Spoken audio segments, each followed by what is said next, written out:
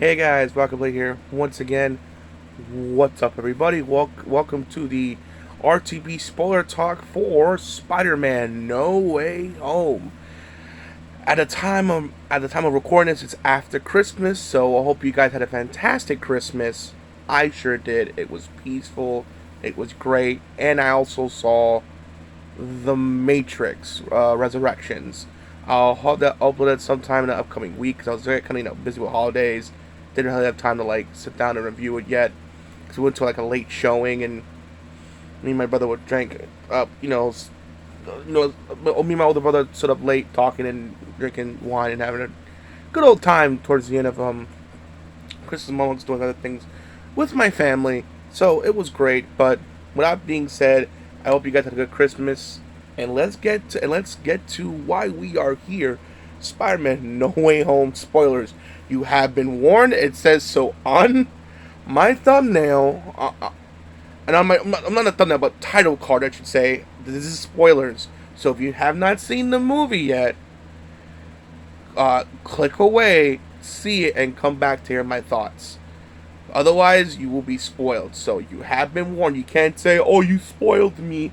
I did it way earlier. I did this late. Unlike everyone who did it that same day or the day after, doing a spoiler talk. I let time pass to make sure everyone see it. So if you haven't seen it yet and you're watching this, that's your fault, and you have been warned. All right, let's get to it. First of all, so like I mentioned before, and how the review started. Last we left off from Spider-Man Far Away From Home. Mr. Mysterio's not from the multiverse. He's just a douche nozzle, evil bad guy who tricked people into thinking Spider-Man was murdered him and is a villain, and and he revealed his identity that Spider-Man is Peter Parker. He revealed his identity to the world. It was bad. Now Spider, and not only Peter, but all his friends and his family like Aunt May and Mary Jane and his friend are all being affected by this big reveal.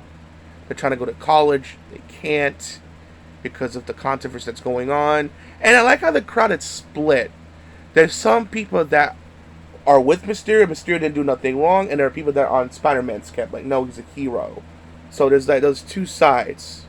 So it's not like everyone hates him. They're all pro Mysterio, or everyone loves him. They're pro Spider-Man. It's more of like in between, which kind of how politics or fandom in general kind of is now, in terms of like console wars, or Marvel or DC. It's ridiculous, but it's the truth. So I'm glad they're being accurate on that. So cops come in, they're questioning them. Some are being smart. His Spider-Man's friend, not so much. Eventually, you gotta get a good lawyer, a damn good lawyer, and the only lawyer that would take him. So Charlie Cox from the Daredevil Netflix series was, aka Matt Murdock, aka Daredevil, is the one they hired to be Peter's lawyer in this situation. And the crowd lost their shit, including my older brother, who, fun fact, is a huge Daredevil fan. Besides Captain America, Daredevil's in his top 5. Like, he was very happy to see the Man Without Fear. Well, at least in his, regular everyday attire as a lawyer form. That means he's confirmed for the MCU, so this might not be the last time we see him in the MCU. And I'm so glad they got him. I heard he was long since confirmed. He just couldn't say anything, contract law allegations stuff. So that's cool. They went to the school. We made a memorabilia of him. Of course, Flash was like a flashpoint in time, writing a book about how he's Spider-Man's best friend, profiting off of it. It's just ridiculous. So then, eventually, he wants to do the spell to make everyone forget. They flub up the spell because he can't want to, I want Mary Jane to remember. I want my friend to remember. I want Aunt May to remember. He had to redo the spell 3-4 times and it messed it up. And he didn't really stop. He had to contain it because it was getting out of control. He made him leave. So eventually, he called Flash and then he was like, hey, I want to get to college. Where's that lady you were talking to? Oh, well, she's on the way to the airport. If you can reach her in time, you could maybe convince her. Also, I want you to be my best friend.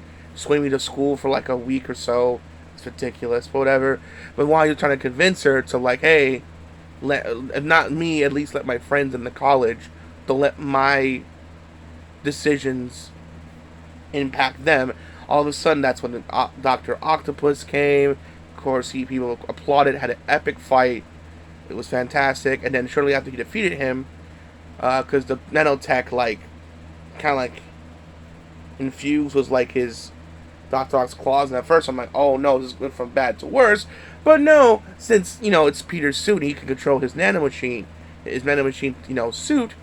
He can control the claws, so then it went to Peter's favor. Uses it to his advantage to like cease to fight. But also the Green Goblin showed up and he got teleported away by Doctor Strange because, well, he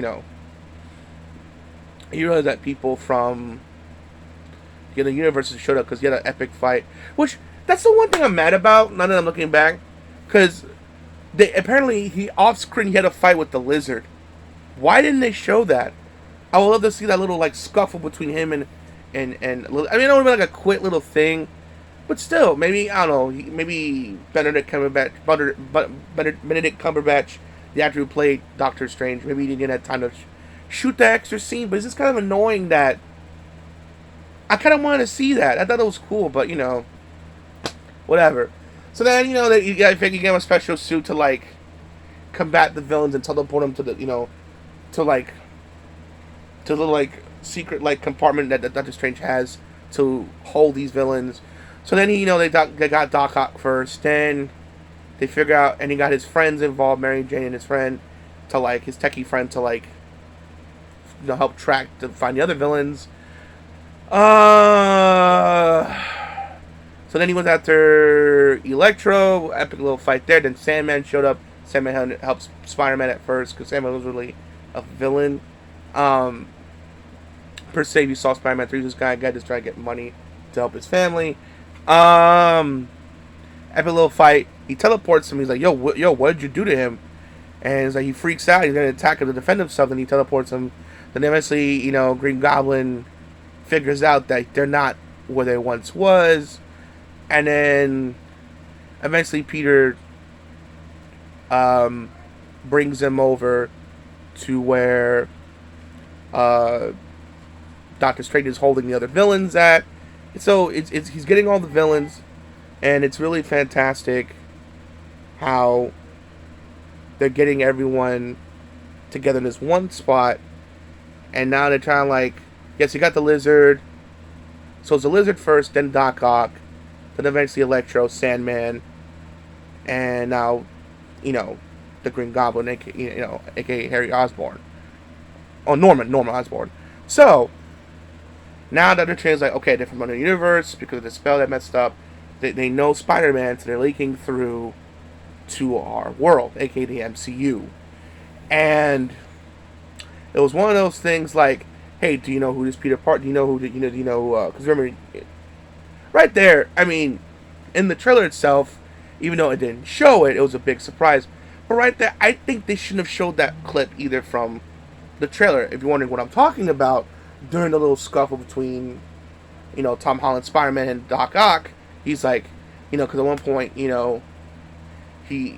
because a part of the suit got ripped off and he moved the mask part to protect his chest, and he takes off the glass. He's all like, "You're not Peter," and I'm like, already right there, that confirms the big rumor about that was going on here that Tobey Maguire and Andrew Garfield's Spider-Man's going to be in the movie right then and there. Why they showed that, I have no idea. Maybe to create interest, maybe? I don't know. But I'm like, why would you show that when you wanted to keep that a surprise? I would have not. Maybe show us the impact of the epicness of the fight, but like keep that line out. So when fans go there, it's like, wait a minute, what does he mean? You know what I mean? Like to keep the suspense, the surprise, like people guessing. But whatever, I'm not the person who's involved in it in the trailer. Whatever, it is what it is. So there's that. So eventually Doctor Strange is all like, well, we gotta send them back because, well, they don't belong here. But then during the conversation, as these villains were talking to each other, Sandman knew that eventually, Dr. Octopus knows that Green Goblin died. But that's what Sandman told Dr. Octopus, you died as well. And, the Lizard and Electro died. Liz was just captured. So some of not all these villains, at least yeah, most of them died fighting Spider-Man. So Tom Holland's Peter Parker was all like, well, why can't we just help cure them so that way they have a second chance to them instead of like sending them off to the respective universes to only to doom them. Doctor Strange's like, sorry kid, I understand where you're coming from, but that's not our responsibility. If they want to fight Spider-Man to the point where it kills them, that's their decision, that's their fate. But Tom Holland Spider-Man being a good-hearted soul was like, no, Web's the box that was containing the spell, and him and Doctor Strange, Doctor Strange have this epic, back and forth fight. Spider-Man kind of put Spider-Man into the mirror dimension. It was visually very cool.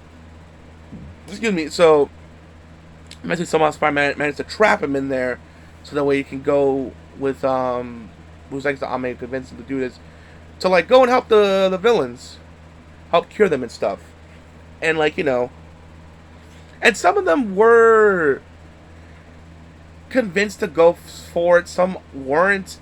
So it's not like they had to change of motivation. So some were. It was kind of like a mixed bag. Some were for it. Some were against it. But I guess they were like, well, we don't belong here. We don't know the world. So we go. So let's do this. So they go to this apartment where, because funny enough, they had to go to Happy's apartment because, well, since Spider-Man's big reveal thanks to Mysterio, they unfortunately knew where Peter lived, and of course the paparazzi and people were harassing them, so they secretly had to go to Happy's place so they can kind of live a quiet life without being disturbed by people constantly. So, as while in Happy's place, he was kind of he's gonna sign if they figured out okay, what's the problem with each, villain and how to cure them. For some reason, which someone pointed out on the internet, and they never addressed this, for some reason the Lizard was in the truck. And it never expressed why was he in the truck, or why he had to be there, why he couldn't, they couldn't sneak him into the room, I don't know, maybe put a big blanket over him, something, kind of sneak him in. He's he's a character, he's doing audition for Halloween Horror Nights, so, we're going home to take the makeup off of him. Make some BS excuse, I don't know. That's just off the top of my head, an excuse, to bring him into, Happy's apartment to help get him in so they can, cure him.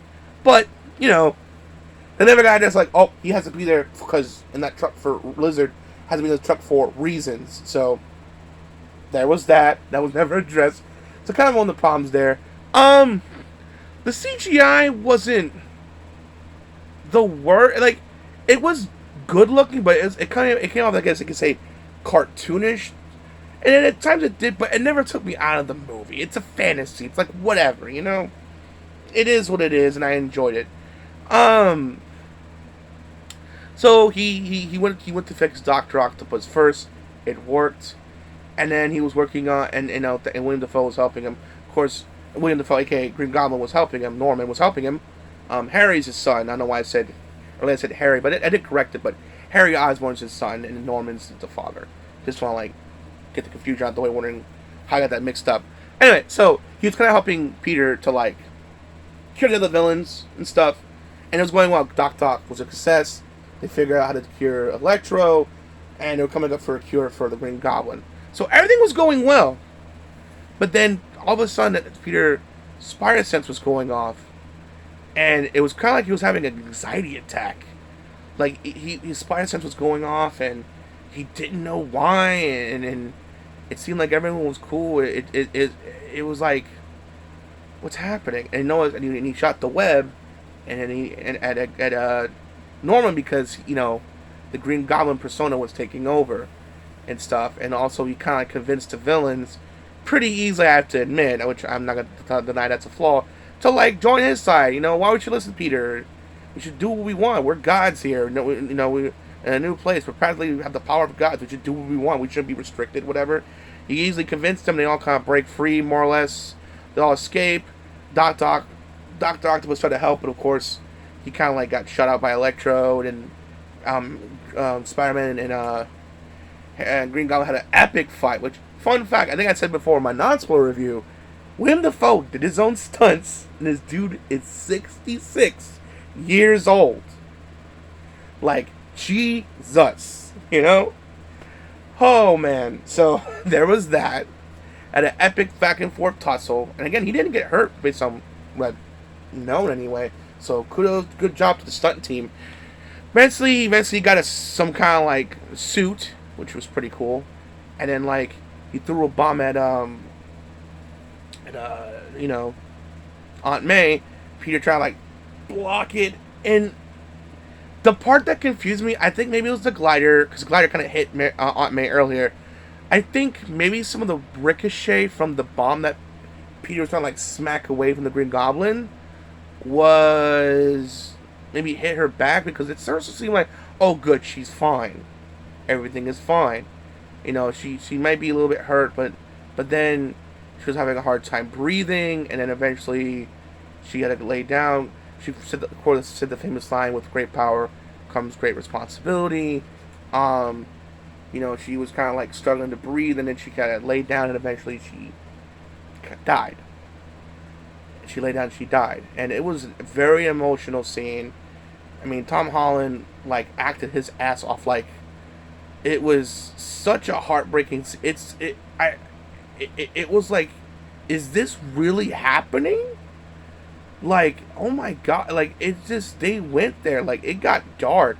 Normally, you know, since Endgame, Marvel has not been afraid to pull the punches. Before, like I mentioned with Civil War, even though I love Civil War, I felt like they were holding back or afraid to go dark. After, like, Infinity War, and since Infinity War on, they're not afraid to cross that line. Like, which makes that is that added sense of danger. Like, no character is safe. A character can go at any moment, so there's that added sense of danger. So, which I like, and so that happened, and of course, James Earl Jameson being an a-hole, making things worse, saying, "Oh, like, you know, it's his fault that all this stuff is happening," and just making Peter feel like more like dog shit than he already does. We're trying to help these people, and then James Earl Jameson just taking him even, making him feel even lower. So then he disappears. You know, he's emailing his friends here and there, but not saying much. So eventually, you know, during that fight with Doc Peter had with Doctor Strange, he gave his friend this, like, a sling ring that makes the portals. So at first, like, okay, let's use this ring to maybe, like, you know, well, not use the ring, but like, he was like, kind of like, you know, and he's like, I wish I could find Peter. I wish I knew where Peter was. And then a little portal was opening, but then it closed quickly. She's like, Mary Jane's like, say that again. I wish I knew where Peter was. And the portal, again, same thing happened. So then he's like, oh, I have this ring. Maybe that's what's causing it. Because the joke was, oh, our family's magical, but it's just like, maybe it's a Parkinson thing. Who knows? Because I have the tingling thing. Anyway, dark joke aside. It's like, I want to know where Peter is. He does the circle motion. And then you see Spider-Man. And you're like, and I'm like, no, is that what I think? And it's Andrew Garfield's amazing Spider-Man from the Sugi War from Amazing Spider-Man 2. And he looked amazing. And the crowd again lost their damn minds. And he, you know, they're like, prove it, how you Spider-Man? He's like, you know, he crawls on the ceiling, and like a funny moment with the mom, like, he get that web on the side, he slapped it. And, you know, he proved that he was, you know, Spider-Man and stuff. And then he's like, well, let's try it again. Maybe, you know, did it again. Then Tobey Maguire's Spider-Man shows up. And of course, again, people really lost their shit. And then, you know, and eventually, after talking with the Spider-Man, they asked him, so where would Peter go when he felt safe? And during that time, the trailer and that roof, they will kind of use that roof to escape the world, considering the fact that everyone knows who Spider-Man is. They use that roof to, like, get away from everybody. So he went there to, you know, to grieve, and then the Spider-Man came and told their side, you know, to help, and how, you know, basically, you know, Tom Holland's Spider-Man just giving up, and he's like, screw him, whatever, and he wants to kill Green Goblin, but, you know, and Andrew Garfield saying how he lost someone, you know, Gwen, who's, you know, his MJ, and he felt, you know, powerless from not being unable to save her, and even Peter, you know, Toby's Peter was like, he did get, you know, technically killed, he more like he fell back and fell to his own doom, but he technically killed the guy who thought he murdered Uncle Ben, but it didn't bring the satisfaction that he thought he want, meaning that killing him won't bring Uncle Ben back or make you feel better. In fact, it might make you feel the opposite. So they convinced them to work together and, put the cures to the rest of the villains, and eventually, they go to the Statue of Liberty that's being under construction, and then he radio like Jameson, hey villains, come here, that's where I'm at, and have an epic third act fight, which lived up to the hype, surpassed the hype. Of course, before that, they were asking each other questions, which some people find annoying that the Spider-Man were talking to each other too much. I'm like, I would love just 30 minutes of them shooting the shit together. Because, let's be real, for the people that are complaining, when is this going to ever happen again? Really? Realistically, when will this ever happen again? Probably not. The fact that it even happened was a miracle. So, I want to enjoy it as long as possible. So, if you don't like it, well, too bad. It's fat. When you get it on DVD, you can do a thing called fast forward. Because I enjoyed every goddamn second of it. So, excuse me. Anyway, so I love the conversations that they had with each other. Kind of like he can do natural webbing where they gotta make cartridges. They addressed that, the back problem, and how, they both fought amazing creatures. Andrew Garfield's Spider-Man feels inadequate, but they tell him, no, you're amazing. And eventually the fight happens. At first they were struggling together because, well, they used to working alone, now working with a team, and Tom Holland's all like, Spider-Man is all like, have you worked with the Avengers? Like, who are the other two Spider-Man? Who are the Avengers? Is that a band? Like, no, it's a superhero team. Anyway, Vince is like, let's coordinate, let's work together. I'll be Spider-Man 1, you be 2 and 3, and then, we coordinate, and they were like, eventually, they were struggling at first, but then they coordinated together. Before you know it, they cured the Sandman, and then, they were kind of struggling against Electro, but eventually, Doc Ock came, and he thought things would get bad to worse, but then, he grabbed this device, which was like a little, like, device thing, kind of like device thing to put on him, so, like, it can make him feel normal. Also, he took Electro took Tony's arc reactor to make him even feel more powerful, which is kind of cool. They cured him, and then they cured Vincent the Lizard. Oh, which fun fact though, they hit the spell. They created, I think, a portal to like hide the box. They opened a portal the way that, like, so they tried to get the box from Peter or something. So Peter gave the box. I think I'm misremembering it. I apologize, but all I know is they made a portal to where they were doing like the making cures at, and Peter gave to Box's friends to distract them, because I believe they those wanted the box, and like he gave it to his friends, and his friends were trying to close the portal. For some reason, he couldn't. The Lizard got in there, and like it got bad. All of a sudden, during this skirmish, Mary Jane falls. And then, like, Tom Holland's Spider-Man was trying to grab it, but then that's when the Green Goblin showed up and then gored him away. And then Andrew Garfield's redemption arc, because he couldn't save Gwen, was able to save Mary Jane, grabbed him, and, and managed to save her. So, he couldn't save Gwen, he saved, and the MCU's Mary Jane. So, he had a little redemption arc that was just so beautiful. Spider-Man and Doc Ock's, like touching reunion. It's good to see you. Good to see each other kind of again situation. Yeah, because sometimes at first I think he was bad, but he tricked the villains, and God, of course, the Dr. Octopus factor was amazing. Sorry, I'm gushing. It's just I love this movie. And then finally Peter and so everyone was cured for the most part. So now, and so Sandman got cured, Lizard got cured, Electro got cured. Doc Ock is cured. So all that's left is, the Green Goblin, which had an epic fight. And at one point, Tom Holland's Peter is beating the crap out of the Green Goblin. They see, like, oh man, he's going to kill him. Like, at one point, he grabbed 2 of the webs to his face to, like, knee him in the face. Like, it is like, oh, he's going to kill him. And then, like, he even grabs the guy to, like, impale him. And, like, Peter, from, Tom McGuire's stopped him and gave him a little, like, don't. And, like, Green Goblin stabbed him. And he's like, scared to, like, come on, Peter, kill me, because he basically killed Aunt May, like, because it made her weak. It's her, she's like making you weak. If I take away from her, you get nothing but bloodlust, and then you'll be strong enough to finally beat me. And he was he wanted to kill him, and then like Andrew Garfield Spider-Man threw the cure, and he cured him, and then of course, and then the spell, and Doctor Strange got free, and it was like crackling you saw in the air, which all the Spider-Man, all the people that knew Spider-Man was from multiverse was coming to the MCU, and he's all like, "What can you do to stop this?" He's like, "I don't know. I'm trying to fix it as best as possible. Let's do the spell again to make everyone forget. Everyone, no one. Just I'm all alone." And he's like, "Will that work?" He said, "Yes." So he kind of said his final goodbyes to everyone, the Spider-Man and Mary Jane, his friend, because I feel that's the only way that's going to work. And eventually, Doctor Strange did the spell.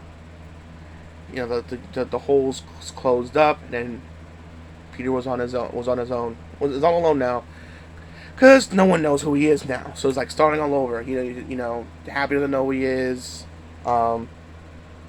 Friends forgot who he was.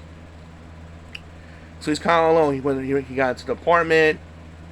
He's all alone. He made the classic suit that people have been wanting, and then now it's Spider-Man, the one we know, struggling, barely getting by, but somehow managing to pull off to be Spider-Man and to be awesome at his job. So that's where it ends. The after credit scene is of a teaser to Doctor Strange. Madness of the Multiverse, directed by Sam Raimi. I can't wait for that. So that's pretty much it. Overall, I love the movie. I said before, William Dafoe was amazing. The guy who played Dr. Oz was amazing. Jamie Foxx was amazing. Sam actor amazing. The Lizard actor amazing. The effects were great. I don't care what people say. Even though it looked cartoony at times, I admit, it still looked beautiful to me. I love the fighting. I love the effects. I love the acting. I loved everything about this movie. If you haven't seen the movie, go see it. I mean, for God's sakes, it already crossed $1 billion. All freaking ready. That is amazing. And we're still kind of in the middle of a pandemic. And for that to happen, it goes to show you that people still want to go to the movies. And people still love... Shang-Chi did help save cinema to show that, hey, people still interested in going to the movies. But also, Spider-Man, No Way Home can double confirm, like, people really want to go to the movies. And $1 billion doesn't prove it. In the middle of a pandemic, nothing will. But if you haven't seen it, what are you waiting for? Go see the movie. So what was your favorite spoiler movie that I talked about? Sorry for the noise in the background. Family. It's the holidays. What can you do? But again, thank you for watching the video. I hope you enjoyed it. And of course, happy holidays. Hope your Christmas as well. Happy New Year. And hopefully 2022 is a lot better year than 2021. At least it was better than 2020. We can all agree on that. Alright guys, peace out. Have a good one.